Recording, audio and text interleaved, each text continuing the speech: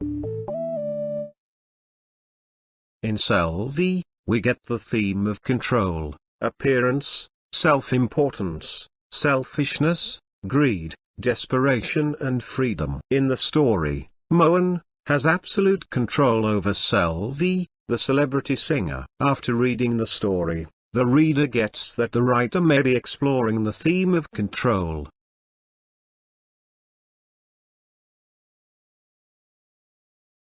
Selvi. At the end of every concert, she was mobbed by autograph hunters. They would hem her in and not allow her to leave the dais. At that moment Mohan, slowly progressing towards the exit, would turn round and call across the hall, "Selvi, hurry up. You want to miss the train?"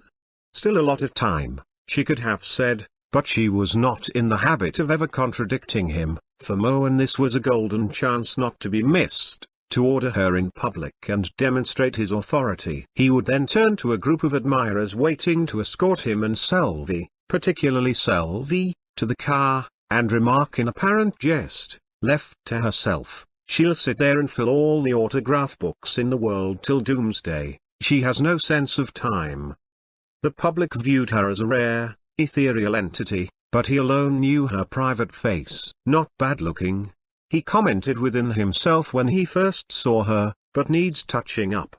Her eyebrows, which flourished wildly, were trimmed and arched. For her complexion, by no means fair, but just on the borderline, he discovered the correct skin cream and talcum which imparted to her brow and cheeks a shade-confounding classification. Mohan did not want anyone to suspect that he encouraged the use of cosmetics. He had been a follower of Mahatma Gandhi and spent several years in prison, wore only cloth spun by hand and shunned all luxury. There could be no question of his seeking modern, artificial aids to enhance the personality of his wife. But he had discovered at some stage certain subtle cosmetics through a contact in Singapore, an adoring fan of Selvi's, who felt only too honored to be asked to supply them regularly, and to keep it a secret. When Selvi came on the stage, she looked radiant, rather than dark, brown or fair, and it left the public guessing and debating, whenever the question came up, as to what color her skin was. There was a tremendous amount of speculation on all aspects of her life and person wherever her admirers gathered,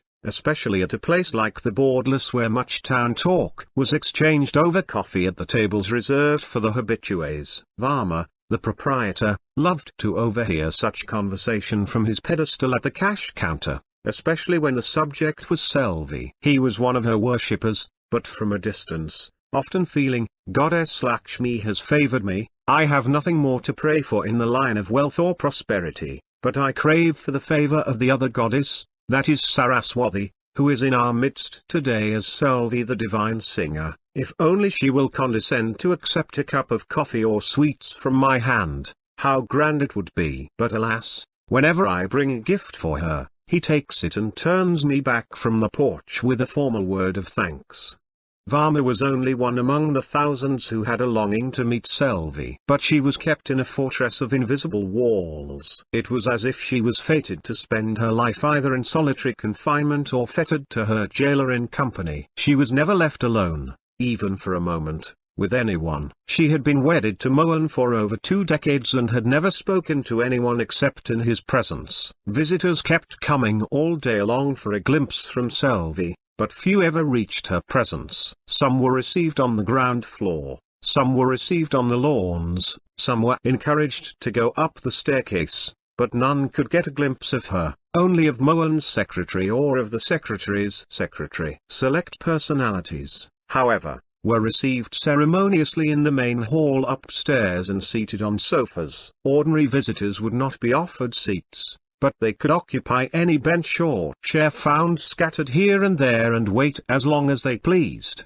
and go back wherever they came from. Their home was a huge building of East India Company days, displaying arches, columns and gables, once the residence of Sir Frederick Lawley, whose statue stood in the town square, who had kept a retinue of 40 servants to sweep and dust the 6 oversized halls built on 2 floors, with tall doors and Gothic windows and Venetian shutters. set on several acres of ground 5 miles away from the city on the road to Mempi Hills. The place was wooded with enormous trees. Particularly important was an elm, or oak or beech, no one could say, at the gate, planted by Sir Frederick, who had brought the seedling from England, said to be the only one of its kind in India. No one would tenant the house, since Sir Frederick's spirit was said to hover about the place, and many weird tales were current in Malgudi at that time. The building had been abandoned since 1947, when Britain quit India. Mohan, who at some point made a bid for it, said, "Let me try." Gandhiji's non-violence rid the country of the British rule. I was a humble disciple of Mahatmaji, and I should be able to rid the place of a British ghost by the same technique. He found money to buy the house when Selvi received a fee for lending her voice to a film star, who just moved her lips, synchronizing with Selvi's singing, and attained much glory for her performance in a film. But thereafter Mohan definitely shut out all film offers. I'll establish Selvi as a unique phenomenon on her own, not as a voice for some fat cosmetic dummy. Bit by bit, by assiduous publicity and word-of-mouth recommendation, winning the favor of every journalist and music critic available, he had built up her image to its present stature. Hard work it was over the years. At the end, when it bore fruit, her name acquired a unique charm. Her photograph began to appear in one publication or another every week. She was in demand everywhere. Mohan's office was besieged by the organizers of musical events from all over the country. "Leave your proposal with my secretary, and we will inform you after finalizing our calendar for the quarter," he would tell one to another. He would say, "My schedule is tight till 1982. If there is any cancellation, we'll see what can be done. Remind me in October of 1981, I'll give you a final answer." He rejected several offers for no other reason than to preserve a rarity value for Selvi. When Mohan accepted an engagement, the applicant, more a supplicant, felt grateful, notwithstanding the exorbitant fee, of which half was to be paid immediately in cash. Without a receipt, he varied his tactics occasionally. He would specify that all the earnings of a certain concert should go to some fashionable social service organization carrying well-known names on its list of patrons. He would accept no remuneration for the performance itself, but ask for expenses in cash, which would approximate his normal fee. He was a financial expert who knew how to conjure up money and at the same time keep income tax at arm's length. Pacing his lawns and corridors restlessly, his mind was always busy, planning how to organize and maneuver men and money. Suddenly he would pause, summon his stenographer, and dictate, or pick up the phone and talk at length into it. In addition to the actual professional matters, he kept an eye on public relations, too. He attended select, exclusive parties, invited eminent men and women to dinner at Lawley Terrace. Among the guests would often be found a sprinkling of international figures, too. On his walls hung group photographs of himself and Selvi in the company of the strangest assortment of personalities: Tito, Bulganin, Yehudi Menuhin, John Kennedy, the Nehru family, the Pope, Charlie Chaplin, yogis and sportsmen and political figures, taken under various circumstances and settings. At the boardless there was constant speculation about Selvi's early life. Varma heard at the gossip table that Selvi had been brought up by her mother in a back row of Vinayak Mudli Street, in a small house with tiles falling off, with not enough cash at home to put the tiles back on the roof, and had learned music from her, practicing with her brother and sister accompanying her on their instruments. At this time Mohan had a photo studio on Market Road. Once Selvi's mother brought the girl to be photographed for a school magazine after she had won the first prize in a music competition. Thereafter Mohan visited them casually now and then, as a sort of well-wisher of the family, sat in the single chair their home provided, drank coffee and generally behaved as a benign god to that family by his advice and guidance. Sometimes he would request Selvi to sing, and then dramatically leave the chair and sit down on the floor cross-legged with his eyes shut, in an attitude of total absorption in her melody, to indicate that in the presence of such an inspired artist it would be blasphemous to sit high in a chair. Day after day, he performed little services for the family, and then gradually took over the management of their affairs. At the boardless, no one could relate with certainty at what point exactly he began to refer to Selvi as his wife, or where, when or how they were married. No one would dare investigate it too closely now. Mohan had lost no time in investing the money earned from the film in buying Lawley Terrace. After freshening up its walls with lime wash and paints, on an auspicious day he engaged Goer's taxi, and took Selvi and the family to the terrace. While her mother, brother and sister grew excited at the dimension of the house as they passed through the 6 halls, looked up at the high ceilings and clicked their tongues, Selvi herself showed no reaction. She went through the house as if through the corridors of a museum. Mohan was a little disappointed and asked, "How do you like this place?" At that all she could say in answer was, "It looks big." At the end of the guided tour, he launched on a description and history, avoiding the hauntings, of the house. She listened, without any show of interest. Her mind seemed to be elsewhere. They were all seated on the gigantic settees of the company days, which had come with the property, left behind because they could not be moved. She didn't seem to notice even the immensity of the furniture on which she was seated. As a matter of fact, as he came to realize later, in the course of their hundreds of concert tours she was habitually oblivious of her surroundings. In any setting, mansion or 5-star hotel with luxurious guest rooms and attendants, or a small town or village home with no special facilities or privacy, she looked equally indifferent or contented, washed, dressed and was ready for the concert at the appointed time in the evening. Most days she never knew or questioned where she was to sing or what fee they were getting. Whenever he said, "Pack and get ready," she filled her trunk with her clothes,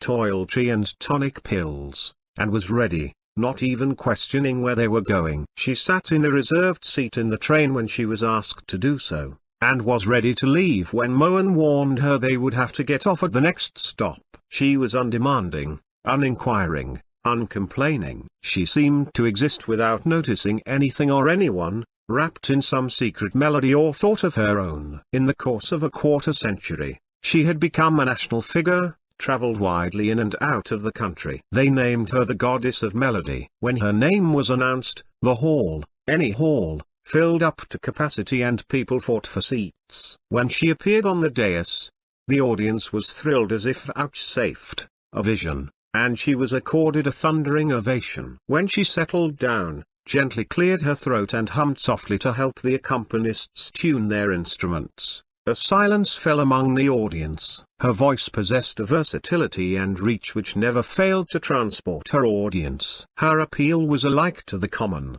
unsophisticated listener as to pandits, theorists and musicologists, and even those who didn't care for any sort of music liked to be seen at her concerts for prestige's sake. During a concert, wherever it might be, Madras, Delhi, London, New York or Singapore, Mohan occupied as a rule the center seat in the first row of the auditorium and riveted his gaze on the singer, leaving people to wonder whether he was lost in her spell or whether he was inspiring her by thought transference. Though his eyes were on her, his mind would be busy doing complicated arithmetic with reference to monetary problems, and he would also watch unobtrusively for any tape recorder that might be smuggled into the hall. He never permitted recording, and note slyly the reactions of the VIPs flanking him. He planned every concert in detail. He would sit up in the afternoon with Selvi and suggest gently but firmly, "Wouldn't you like to start with the Kalyani, Varnam,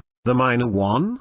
And she would say, "Yes," never having been able to utter any other word in her life. He would continue, "The second item had better be Thagarua's composition in Bigada, it'll be good to have a contrasting raga," and then his list would go on to fill up about 4 hours. Don't bother to elaborate any Pallavi for this audience, but work out briefly a little detail in the Thodi composition. Afterwards you may add any item you like bhajans, javlis or folk songs, offering her a freedom which was worthless since the programmers devised would be tight-fitting for the duration of the concert, which, according to his rule, should never exceed 4 hours. But for my planning and guidance, she'd make a mess, which none realizes, he often reflected. Everyone curried Mohan's favor and goodwill in the hope that it would lead him to the proximity of the star. Mohan did encourage a particular class to call on him and received them in the central hall of Lawley Terrace. He would call aloud to Selvi when such a person arrived,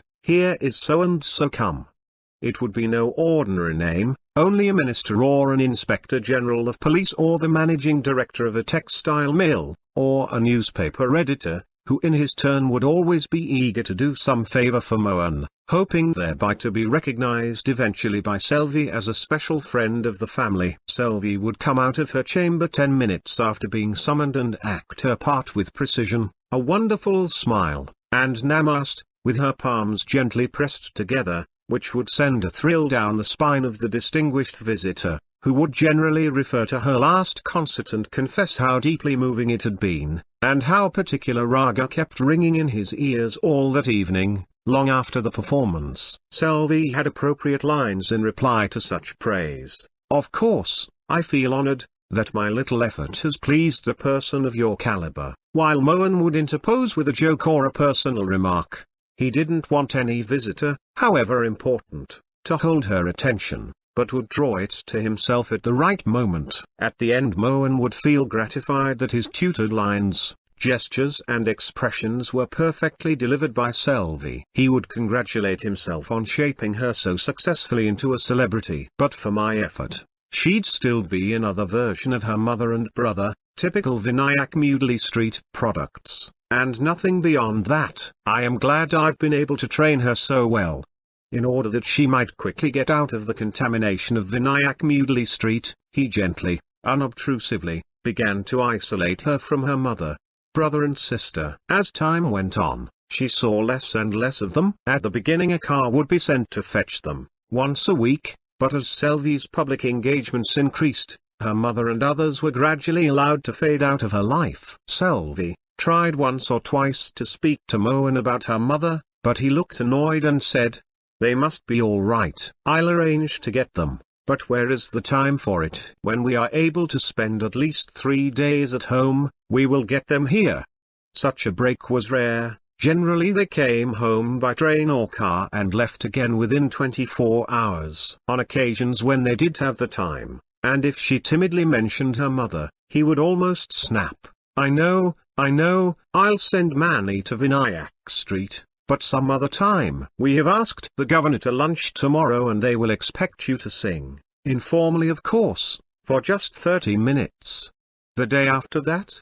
Selvi would put in hesitantly, and he would ignore her and move off to make a telephone call. Selvi understood, and resigned herself to it, and never again mentioned her mother. "If my own mother can't see me," she thought again and again, in secret anguish, having none to whom she could speak her feelings. Mohan, noticing that she didn't bother him about her mother anymore, felt happy that she had got over the obsession. That's the right way. Only a baby would bother about its mother. He congratulated himself again on the way he was handling her. Months and years passed thus. Selvi did not keep any reckoning of it, but went through her career like an automaton, switching on and off her music as ordered. They were in Calcutta for a series of concerts when news of her mother's death reached her. When she heard it, she refused to come out of her room in the hotel, and wanted all her engagements cancelled. Mohan, who went into her room to coax her, swiftly withdrew when he noticed her tear-drenched face and dishevelled hair. All through the train journey back, she kept looking out of the window and never spoke a word. Although Mohan did his best to engage her in talk, he was puzzled by her mood. Although she was generally not talkative, she would at least listen to whatever was said to her and intersperse an occasional monosyllabic comment. Now for a stretch of a 36-hour journey she never spoke a word or looked in his direction. When they reached home, he immediately arranged to take her down to Vinayak Mudli Street, and accompanied her himself to honor the dead officially, feeling certain that his gesture would be appreciated by Selvi. Both the big car and Mohan in his whitest hand-spun clothes seemed ill-fitting in those surroundings. His car blocked half the street in which Selvi's mother had lived. Selvi's sister, who had married and had children in Singapore, could not come, and her brother's whereabouts were unknown. A neighbor dropped in to explain the circumstances of the old lady's death and how they had to take charge of the body and so forth. Mohan tried to cut short his narration and send him away, since it was unusual to let a nondescript talk to Selvi directly. But she said to Mohan, "You may go back to the terrace if you like. I'm staying here." Mohan had not expected her to talk to him in that manner. He felt confused and muttered, "By all means. I'll send back the car. When do you want it?" "Never. I'm staying here as I did before." "How can you? In this street?" She ignored his objection and said, "My mother was my guru. Here she taught me music, lived and died. I'll also live and die here. What was good for her is good for me too." He had never known her to be so truculent or voluble. She had been for years so mild and complacent that he never thought she could act or speak beyond what she was taught. He lingered, waited for a while hoping for a change of mood. Meanwhile, the neighbor was going on with his narration, omitting no detail of the old lady's last moments and the problems that arose in connection with the performance of the final obsequies. "I did not know where to reach you, but finally we carried her across the river and I lit the pyre with my own hands and dissolved the ashes in the Sarayu River. After all, I'd known her as a boy, and you remember how I used to call her auntie and sit up and listen when you were practicing." "Oh. Not these days of course. I can't afford to buy a ticket, or get anywhere near the hall where you sing." Mohan watched in consternation. He had never known her to go beyond the script written by him. She had never spoken to anyone or stayed in a company after receiving his signal to terminate the interview and withdraw. Today it didn't work. She ignored his signal, and the man from Vinayak neighborhood went on in a frenzy of reliving the funeral. He felt triumphant to have been of help on a unique occasion. After waiting impatiently, Mohan rose to go. "Anything you want to be sent down?" "Nothing," she replied. He saw that she had worn an old sari, and had no makeup or jewelry, having left it all behind at the terrace. "You mean to say, you'll need nothing?" "I need nothing." "How will you manage?" She didn't answer. He asked weakly, "You have the series at City of Bhopal, shall I tell them to change the dates?" For the first time he was consulting her on such problems. She simply said, "Do what you like." "What do you mean by that?" No answer. He stepped out and drove away. The car had attracted a crowd, which now turned its attention to Selvi. They came forward to stare at her, a rare luxury for most. The citadel having been impregnable all these years, she had been only a hearsay and a myth to most people. Someone said, "Why did you not come to your mother's help? She was asking for you."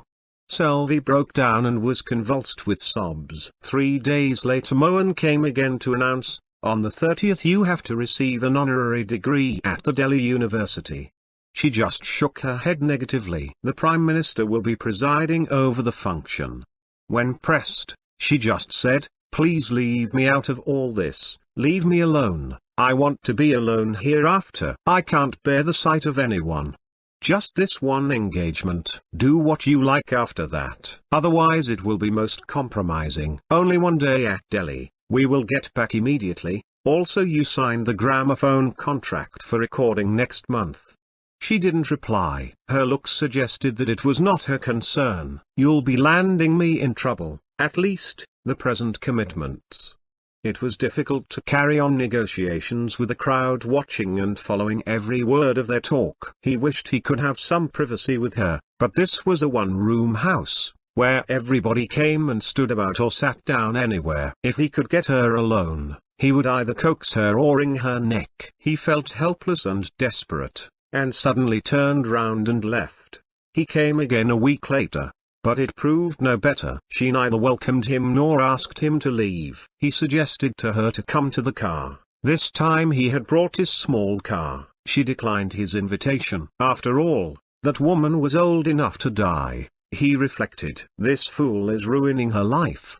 He allowed 4 more weeks for the mourning period and visited her again, but found a big gathering in her house, overflowing into the street. She sat at the back of the little hall, holding up her tambura, and was singing to the audience as if it were an auditorium. A violinist and a drummer had volunteered to play the accompaniments. "She is frittering away her art," he thought. She said, "Come, sit down." He sat in a corner, listened for a while and slipped away unobtrusively. Again and again, he visited her and found, at all hours of the day, people around her, waiting for her music. News about her free music sessions spread. People thronged there in cars, bicycles and on foot. Varma of the Borderless brought a box of sweets wrapped in gilt paper, and handed it to Selvi silently and went away, having realized his ambition to approach his goddess with an offering. Selvi never spoke unnecessarily. She remained brooding and withdrawn all day, not noticing or minding anyone coming in or going out. Mohan thought he might be able to find her alone at least at night. At 11 o'clock one night he left his car in Market Road and walked to Vinayak Mudli Street. He called in softly through the door of Selvi's house, "My dear, it's me. I have to talk to you urgently. Please open the door, please," appealing desperately through the darkened house. Selvi opened a window shutter just a crack and said firmly, "Go away, it's not proper to come here at this hour." Mohan turned back with a lump in his throat, swearing half aloud, "Ungrateful wretch,